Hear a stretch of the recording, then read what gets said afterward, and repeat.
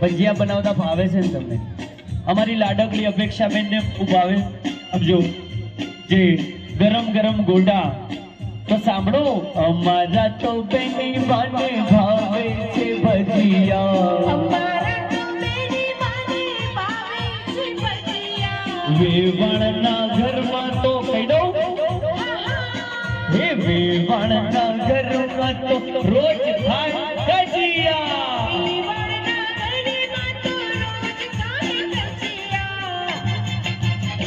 કજિયા કરવામાં ભજીયા બેનને આપી ન શક્યા.